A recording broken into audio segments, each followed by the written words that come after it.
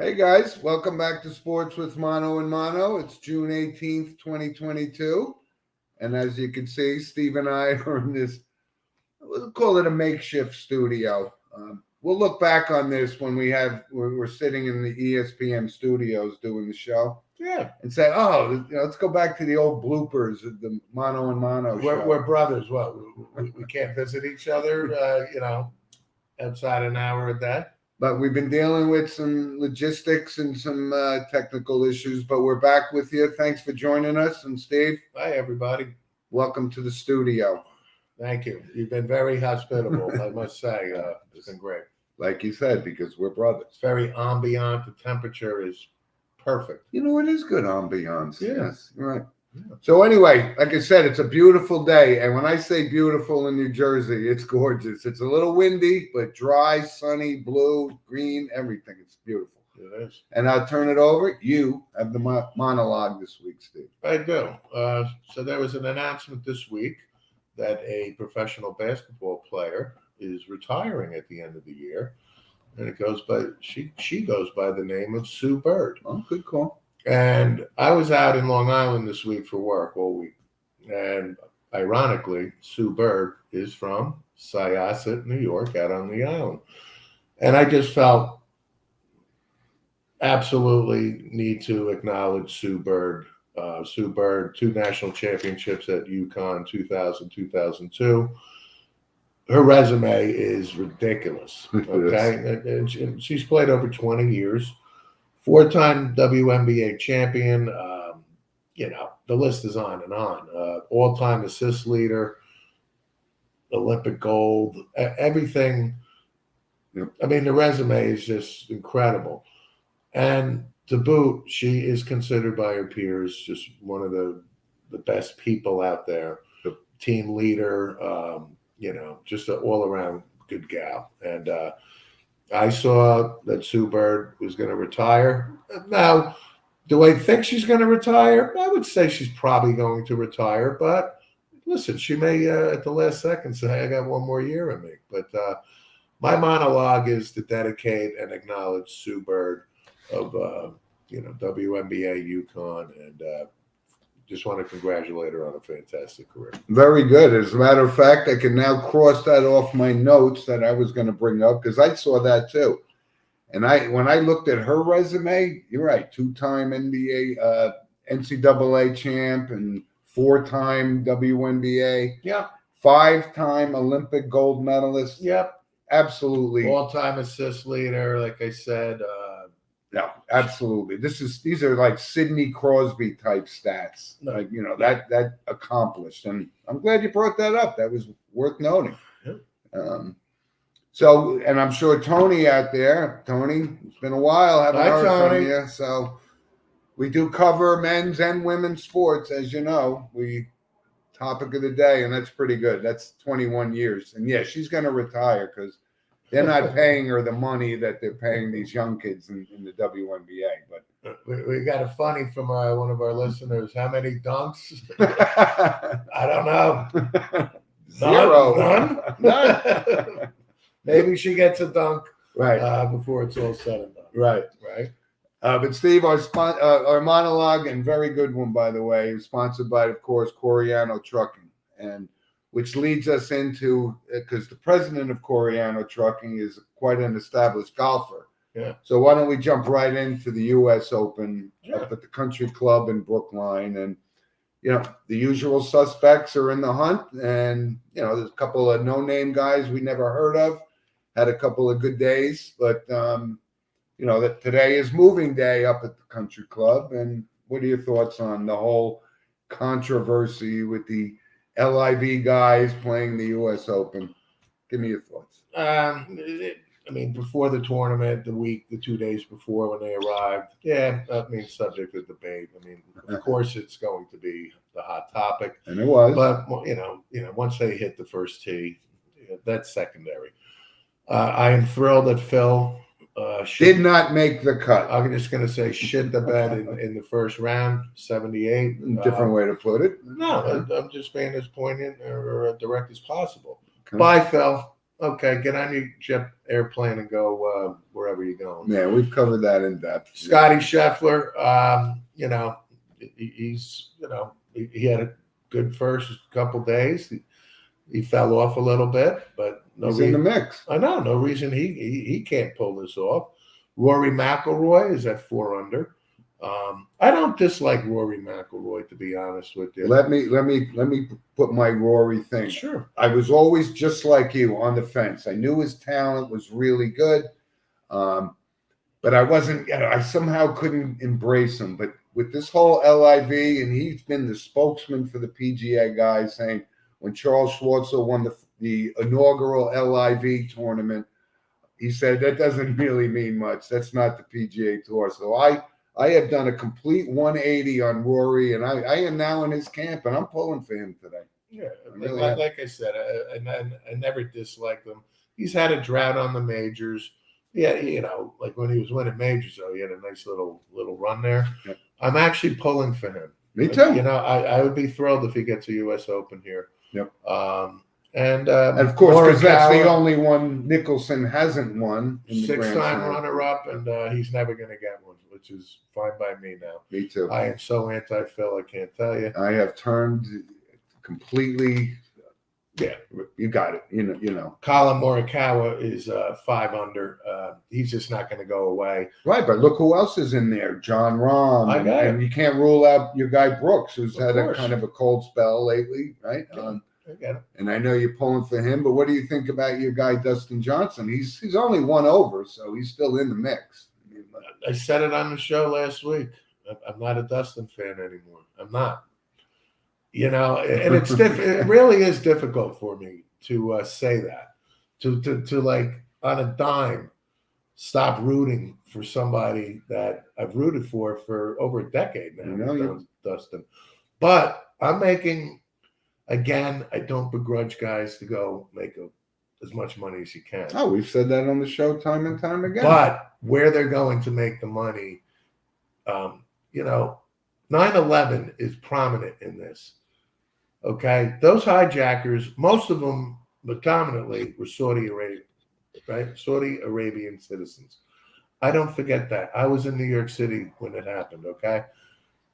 The murder of Khashoggi, 3 years ago. I cannot. I can't take this blood money seriously from these golfers. It's all about the money. So that's it. That's all I'm going to say. So today is moving day. And you got a lot of the guys in the mix. We didn't actually cover who our picks were going to be because listen, we all know. Let's go back last week and talk about who's going to win the U.S. Open, right? We'll say the right guys are in there, Rahm and Justin Thomas and Scheffler and Spieth and all those guys. My pick would have been Joel Dahman. Is he the guy with the gone fishing with Joe Pesci hat? He's 5 under, but I expect Joel to not be 5 under much longer. Yeah. I don't know. For some reason, though, it just I expected more, fan behavior at this and coming down on those LIV. But you know what? To the credit of the Boston fans, though, it's golf, right? So. And listen, the U.S. Open, we've talked about it. It's our favorite. The Masters is, for reasons, of course, the beauty, the setting, everything. It is sacred to us. But the U.S. Open is the hardest golf tournament. Yeah. And I actually went to the U.S. Open out at Oakmont one year, and it was just a special day. I mean, literally walking, seeing Jack Nicklaus was still playing. I think it was close to either his last U.S. Open. But it does mean a lot to us. But listen, the city of Boston is reeling, right? They just lost the NBA championship, which we're going to cover in a minute. But you know what? The U.S. Open, tomorrow's Father's Day. So we want to acknowledge and give a happy Father's Day to all our father listeners because it's always awesome. The final round of the U.S. Open on Father's Day. Does it get any better than that in sports? So my perspective of the U.S. Open, when I say it's the hardest thing, was Shinnecock Hills 2002. I've been there. Right. Retief Goosen won it that year. but it was my first U.S. Open. And when I tell you I was walking around that course, I'm like, holy Christ. like holy Christ. What would we shoot on that course, right? 247. If you counted every stroke and lost ball. And I'm being conservative. But it's I've been to the Open there. whoever too. wins that tournament, man, they deserve to win that tournament. And it's a badge of honor. It's Tough sledding. It means a hell of a lot more than winning the inaugural LIV tournament in London, right? And what's coming up next? So we're gonna face this again because the same players will be in the Open Championship. Right, been right. But that's coming up down the road. But this weekend, today's moving day, as we said, and tomorrow it's going to be one of my vivid memories of Father's Day and U.S. Open was that Corey Pavement.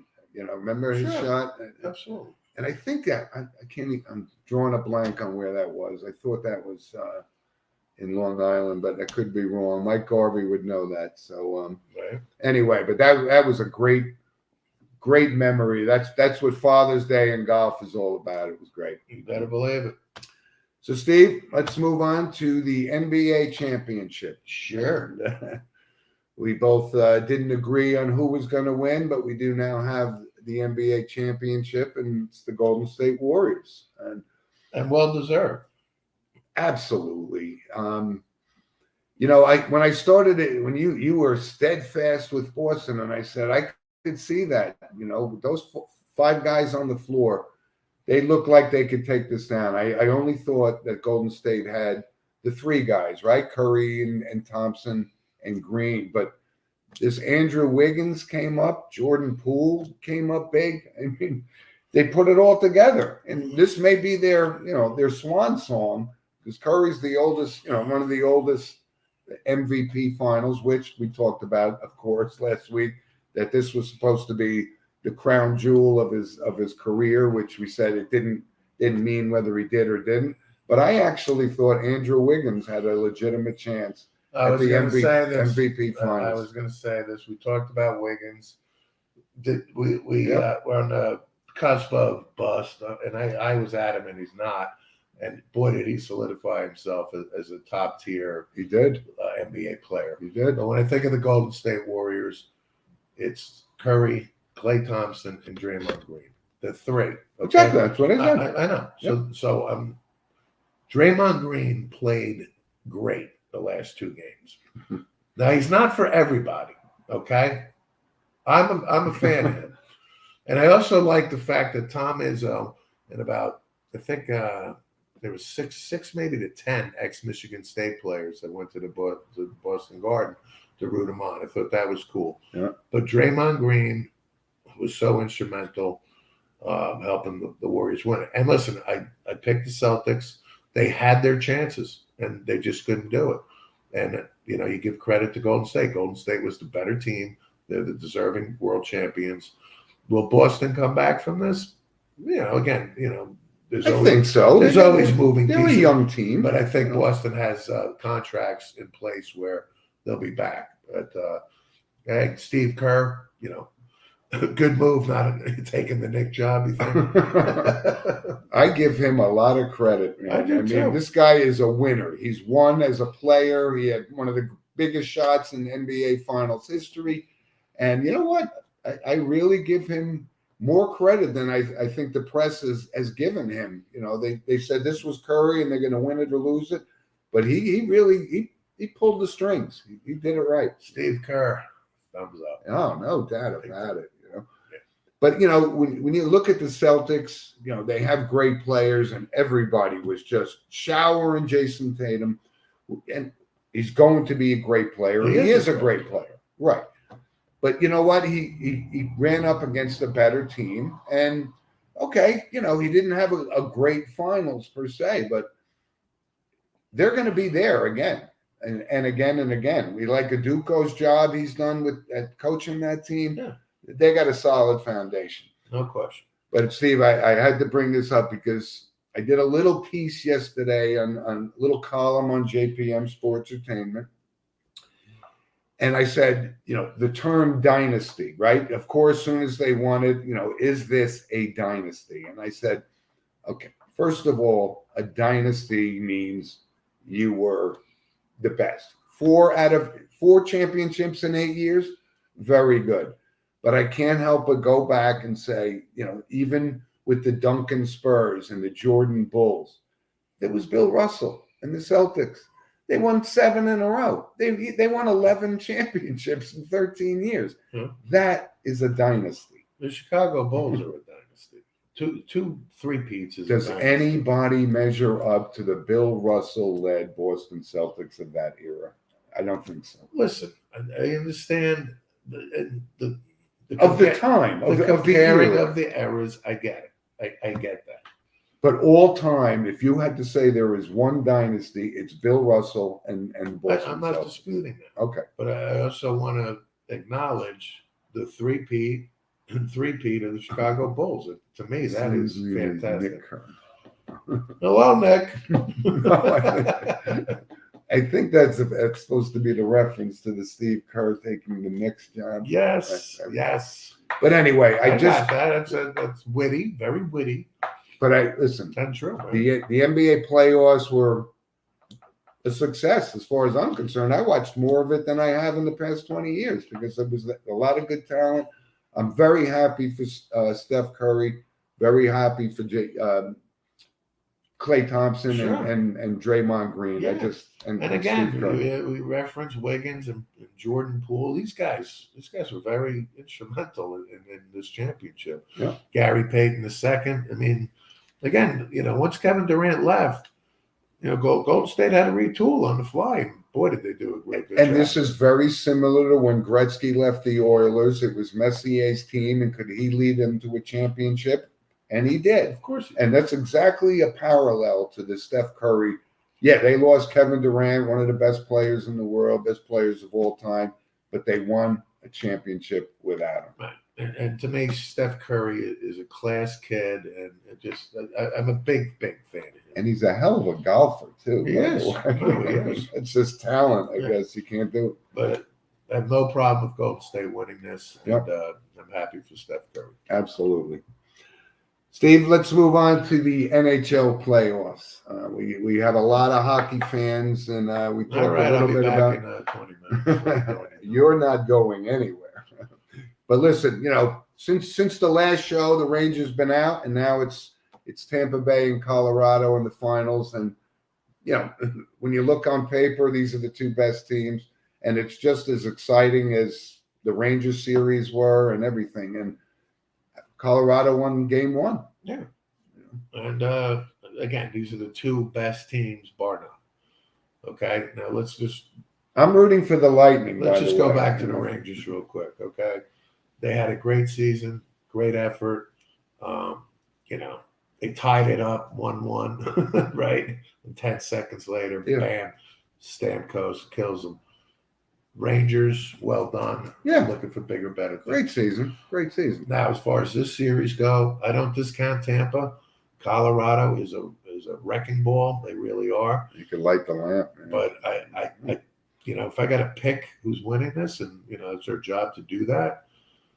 I said a year ago before the season started, what did I say? Tampa was the team to beat. Tampa 3-peat, and I'm gonna go. I'm gonna go with the champs until they are dethroned. And I'm gonna go this route, and not just to cause the opposite of what you're selecting, but I think Colorado is such a high-powered scoring team that and Vasilevsky has played great.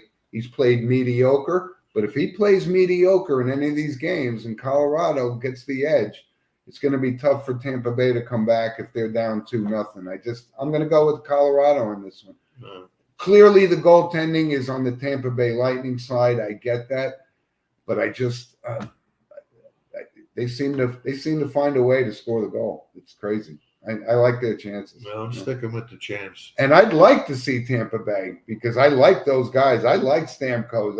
I'm pulling for Maroon. It would be first guy to have, that'd be 4 cups in a row for this kid. And I love this John Cooper too. I do too. I think he's a great coach. I think he's a Long Island guy I too, believe actually. he's a New Yorker. That's Yeah, correct. yeah. No, it's been a great series, and it's funny because you brought up Teddy and those guys, your buddies who didn't think Sean McDonough was as good calling games as I did, and I'm sticking to it. I've enjoyed it. So Teddy, just be open minded. He gives some facts that maybe Ted and Teddy.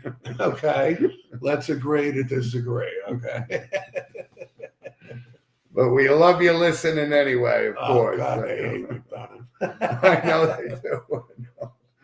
And I like them, but I'm just saying, I like my listeners more. So if I had to get on one boat, it would be the Teddy Giordano boat instead of the Sean McDonough boat, just for the record. It's all good. So enjoy that game 2 tonight in Colorado. And then some hockey news. Bruce Cassidy hired Yes. by Vegas, which is a smart move. Yep. Torts back with the Flyers. I hear a I lot love of mixed Torts. feelings on him, though. I love Torts, but I don't like that he's with the Flyers because of my utter disdain for that I know. franchise. Right. And to me, that means Barry Trotz then has to be the Bruins coach. Well, I thought an interesting thing, he's actually from Winnipeg or that province, so he could go home and play for Winnipeg. They're a pretty good looking team. No, right? it's- And some brewery offered him free beer for life. And if you look at Barry Trotz, you say he likes his beer just like Sports with Mono and Mono like their beers. oh, you give me a Molson Golden with it for life? Come on. And then so then Boston needs a coach. So where do you think they're going? I think Trotz. It makes sense. You don't fire Bruce Cassidy and hire somebody I know your less point. than Bruce I know. Cassidy. I know And your- Barry Trotz is a Stanley Cup winner. So to me, that makes sense. Yeah. And Boston better hire him. Otherwise, they're not going to look good. Cam Neely and How about David Quinn for Boston? Nah. You think they would take a chance on that? I mean, you no? don't fire Bruce Cassidy to hire David Quinn. It's no. All right, but then Trotz is the gem out there, and any team would be Original crazy, six franchise, the whole thing. Yeah, I guess. And he'll command whatever salary that he wants. Yeah, I wanted to ask you because I know you're a Torts guy, and I am too. And he's got a Stanley Cup, but he rubs players the wrong way, and that's. I don't have an issue with Torts. He holds his players accountable. But you're right. For us coaching the Flyers, That's a problem. it's been pretty good at watching the Flyers in the basement for the past couple of years. So I'm going to have to throw F-bombs at Torts for the next 4 years. So, okay. He's not going to last 4 years. If he doesn't win in 2 years, he'll be gone No, again. He was in freaking Columbus for 6 or something. Right. So anyway, hockey news, and we have a lot of hockey fans out there. So send us an email at sportswithmono and mono. No. Yeah. But congratulations Gmail. to the Rangers for a real good season. Yeah, it was a good season. So let's move on to baseball. And again, we're not being just homers here, but the They can't lose. Yankees can't lose. And the Mets. And the Mets can't lose. No. And the two biggest guys, literally the physically biggest guys in baseball, are having 2 monster years. We're looking at the AL and NL MVPs As of in right now. Alonso and Judge. As of right now, we are. Yep. There's no question. But again, the Yankees are just blowing my mind. The pitching has been outstanding. I get that. Listen, they scored 10 again, last night. But Yep. it's the pitching. It's really. I just didn't see this coming. I don't know. I guess they could sustain it. The injuries aside, they're the best team in baseball, and the Mets are literally right there as well. Steve, with the Yankees, though, I'm looking at them, and I don't know how they're scoring 10 runs. You're right. The pitching is keeping them right. But everybody besides Judge is hitting 270 or less. 270. So they're driving in runs, but 230 or less. no, I mean, Stan, he's having a great year, but he's hitting 254. And LeMahieu's having a good year, and he's hitting 254. right. But they're driving in runs when they're on the bases, and this is a machine. And if you look at that lineup, it's hard to figure that they are this good this soon in the season. There's about 100 games to go. Right. And listen, the Atlanta Braves have warmed up. They went How on. about this? They went on a nice run here. They're the world champs, so let's not discount the Braves. The Mets have probably, they'll have the Braves nipping at their heels. The Yankees, as of right now, I mean, they're 10+ games. Yeah. Again, it's nice to have 10-game lead, but the Yankees are going to hit that pocket where they'll lose 5 out of 7. You're right. Whatever. That's exactly right. Could be a West Coast trip, something like that. Yep. But listen, and again, trade deadline, the Mets and the Yankees will make some sorts of tweaks. But I'm looking around at the Yankees saying, obviously we got to get Gallo out Rizzo of this batting. lineup. I'm assuming that means Rizzo's batting .214, which I know he is. But he drives in runs, big runs at opportune times. But just reading that, I mean, even knowing it, Anthony Rizzo is batting .214. Exactly. I mean, when he was on the Cubs like 10 years ago, what was he good? 290. Well, yeah, 295. 278. Yeah. 290 probably. It's crazy. It really is nuts. Right, but how about that odd thing with Ozzy Albies for the Braves, and they're winning anyway, but just swinging. He broke his ankle swinging. I mean, broke his foot or I something. can see that. And at first I was watching, I said, "Oh, he must have fouled the ball off his foot." No, it was just an awkward, odd thing, like when somebody tears their ACL. It was kind of meant to be. Exactly. But can they keep that thing? Yeah, they lost Acuna Jr. last year, and they got through it. So they're a tough team to beat right now. Yes, they are. And but how about this other? The California Angels. Like, what's happened to them with Trout and Ohtani? And they started off so well, and now they've lost like 13 out of 16 games, and they can't. This is free fall. This is a team that's like one of those year after year after year. They're 20 games, 30 games under 500. It's crazy. Right. Artie Moreno is the owner. It's not like this guy doesn't spend a ton of money. He spends the money. He does. So, he does. listen, I don't root for the the Los Angeles Angels of Anaheim or whatever the hell they call it. I know. I could care less if they lose 20 in a row. Okay? Yeah. It means nothing to me. Yeah.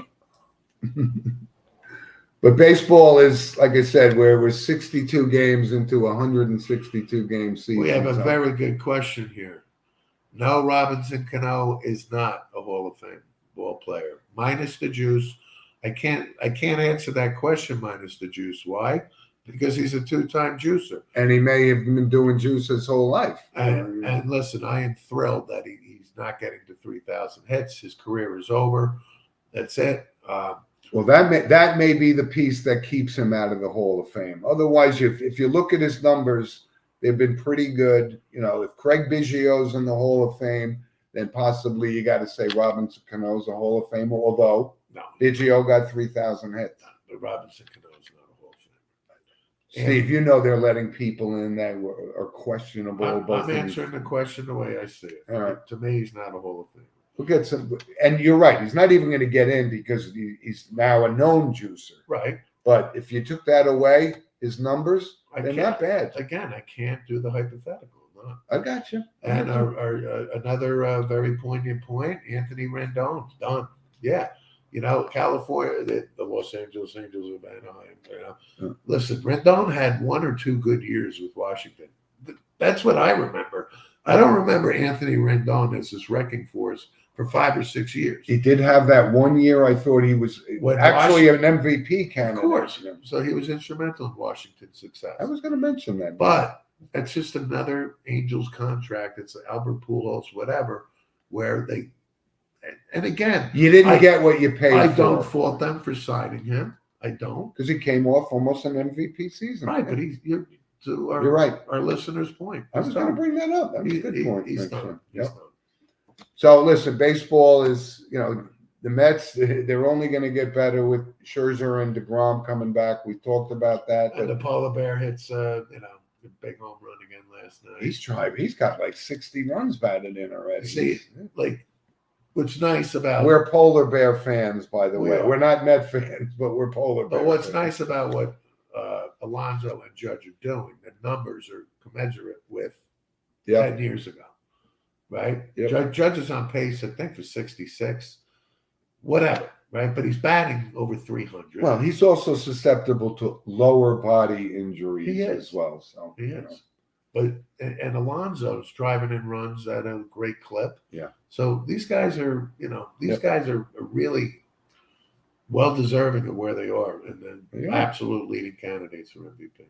Yep. So baseball is in full swing, and that's cool. And again, Buck Showalter. Anytime I see him in the dugout or post game press conference, You look and say, "We wish he was managing the Yankees." Right?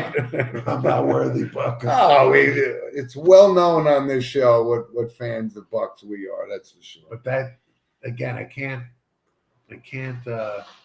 stress the legitimacy that Buck brings to that dugout. Of course. That's Yep. Steve, a couple other notes before we move on.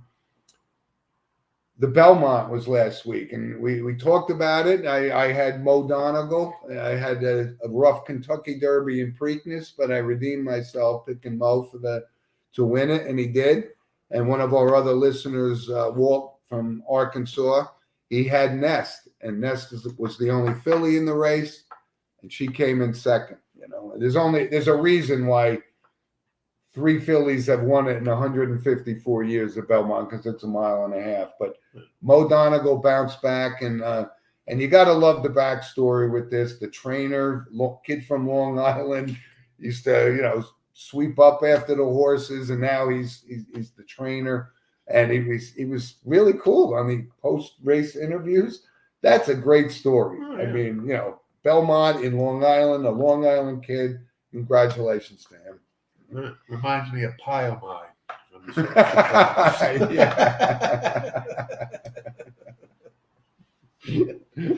Great episode. That's pretty good, actually.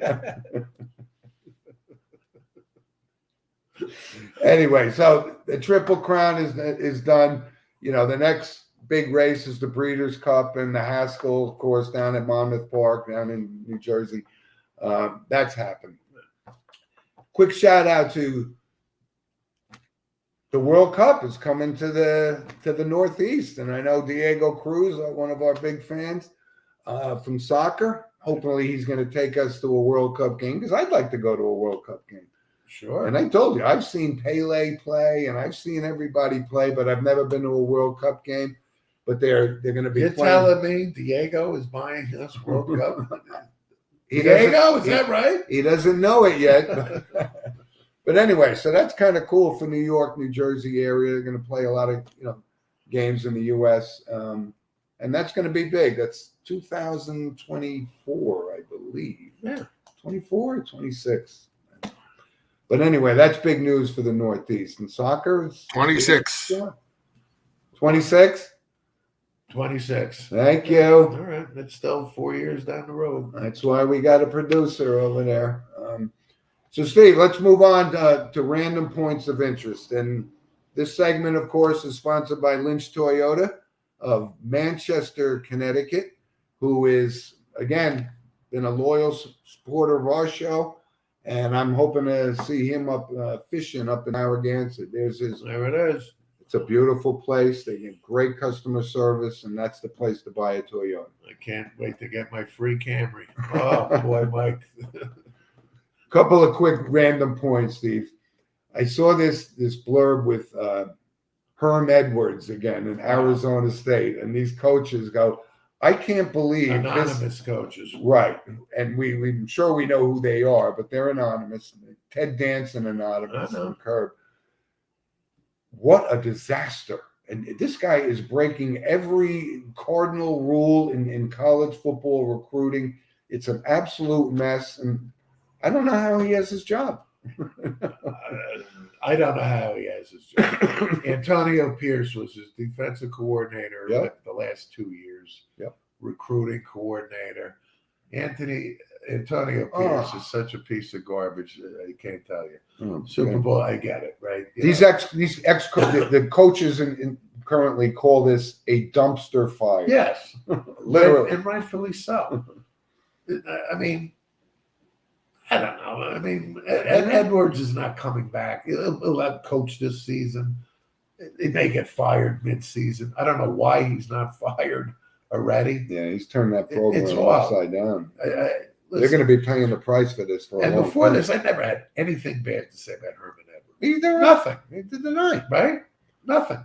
But now, boy, did he soil his reputation.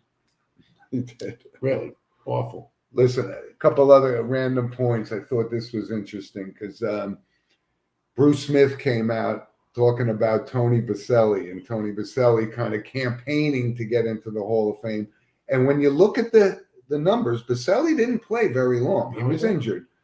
But Bruce Smith came out and said, that he had one good game against him in the playoffs. And Bruce Smith said, he absolutely handled me that day.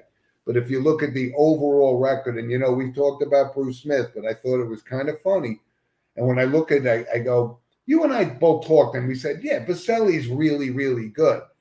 But Hall of Famer, short career, is he Anthony Munoz? Obviously not, right? Those kind of guys, Bill Fralick, those guys. Anthony. I know. Okay, I know what you're saying. But I looked at his career, and he was injured. It was a very short run He for was injured an Jacksonville. awful lot. But listen, the way the Hall of Fame allows people in, to me, listen, Tony Baselli, when he did play, was a beast. Okay, yes, but I do account that he was injured a hell of a lot. He was. Probably more than what he played. He was. And I said, I went on record, a month ago when this came out, I said, he's a Hall of Famer. Listen, again. But when Bruce Smith calls you out, I understand. Saying, I thought he's worth it. And there was a lot of people were mixed on it, saying As Bruce great Smith as Bruce Smith is, he's one guy.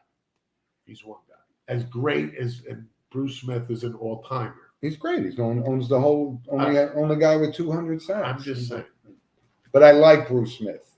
But I Love thought it Bruce was Smith. interesting. But a lot of people were in one camp or the other, whether or not he was being harsh on this guy or.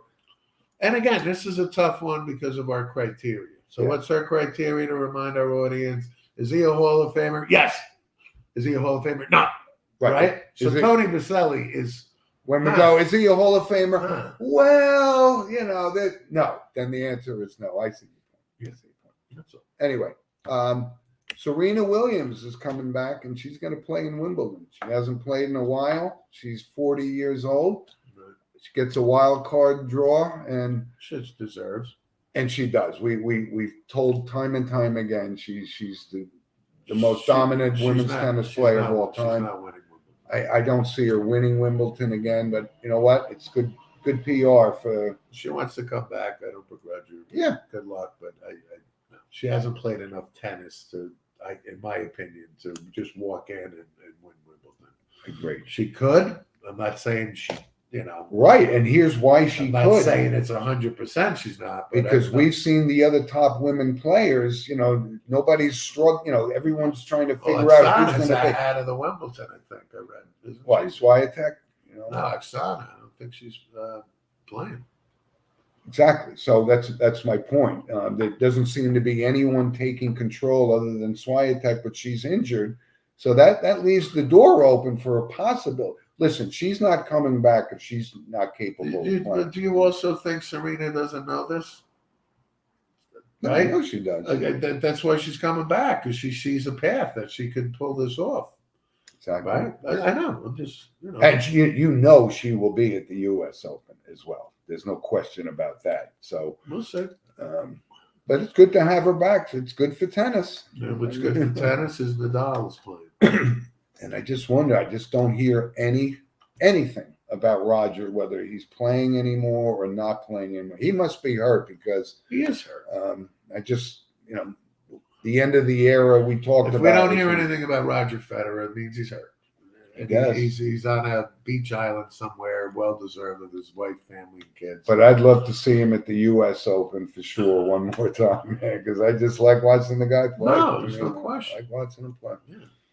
Here's an interesting thing, Steve. Vlad Guerrero and Vlad Guerrero Jr.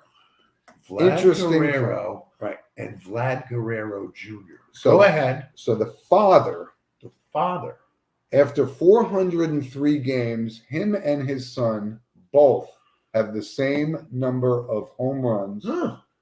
and the same on base percentage. That's uncanny. Isn't it odd? It's kind of interesting, though. So this kid, Vlad Guerrero Jr., who's one of the top 5, 6 players in the league, the same exact numbers. Yeah, that's It's odd. it's very odd. But that's a fact. Mm. And there was also another one. We were talking about Cecil Fielder and Prince Fielder. After 403 games, they had the same number of home runs. Yeah, that's cool. I mean, baseball, you could go fact for forever. Of course, but that I thought that was an interesting fact. I mean, of all the sports numbers with baseball, it carries for the diehard fan like we are, Yeah. our father, and on and on. But numbers when it comes to baseball, they mean something. They do. You know what I mean? They mean more than the average. Yeah. In other sports. Yeah. So that's pretty cool, Isn't it? Yeah. I thought it was interesting. Yeah. Anyway, so we're going to move on to our notable passing segment, and we love it when it's not as heavy as it is in previous weeks. But one notable from the world of entertainment, you and I, we just laugh when we hear the name Bookman. Philip Baker Hall, 90 years old, and of course, Steve and I did our Sydney Midnight Run, we'll get to that. But Seinfeld, no more drawing of wee-wees and pee-pees. Okay, Joy Boy. And you look at Seinfeld, and he's cracking up, like holding it back. And he must have did 1,000 takes. I was just going to say, it must have taken 500 takes. But then, of course, his other famous role is in Midnight Run, where he's the consigliere to Dennis Farina. Sidney, you open your mouth. I'm going to stick this pencil in your eye. Go get yourself a nice brew and glass of And it was such a small part, but it was a great part. And we liked Dennis Farina. But, Philip Baker Hall, he did 1,000 things. Sanka, yeah, good call. Sanka, too. Yes, I actually forgot about that one. Who said that in? That was awesome. But Philip Baker Hall, 90 years old. I swear to God, I thought he was 90. Doing the Seinfeld Right. episode. But his career didn't really take off till he was, 70 maybe?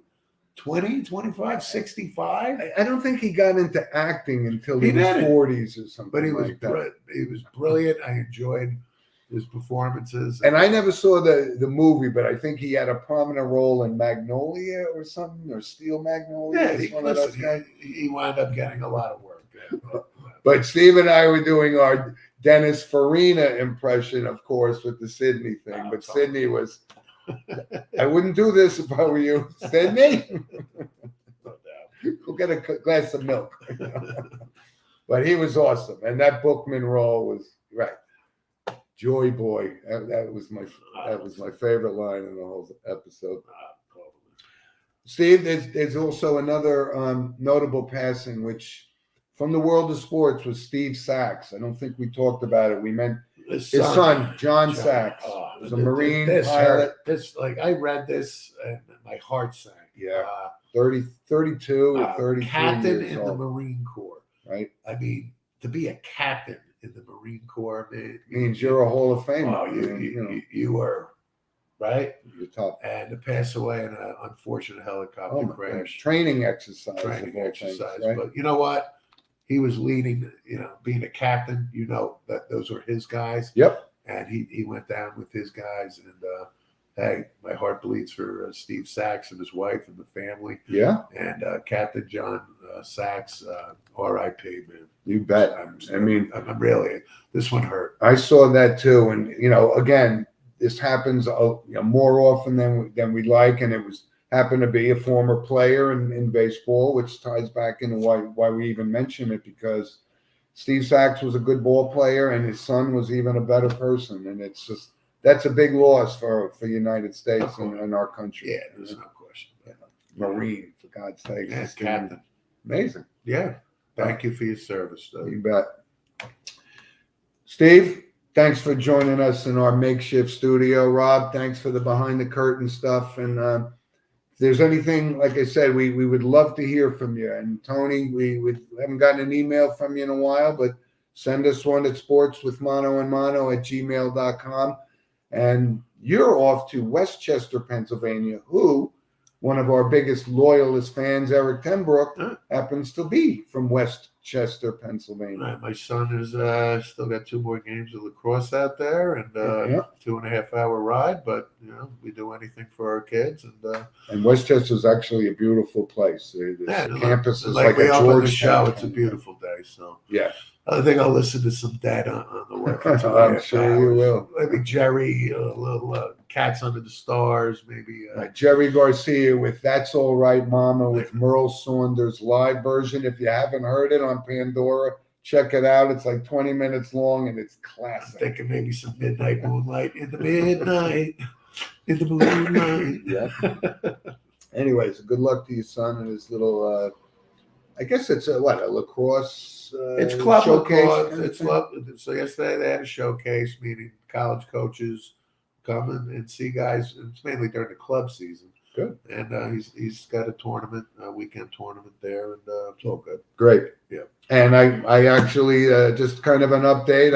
I mentioned on my show I became a grandfather again, and I got a chance to hold my grandson Hudson the other night, and I tell you, that's what it's all about. That's why we do the show, because we're here and we have so many good things going for us, and this is one thing that we like to do. But what a beautiful baby. Sorry, I'm just grandpa on here. But No, it's all good. And just to answer a couple of quick comments, Don Mattingly's sons, train wrecks.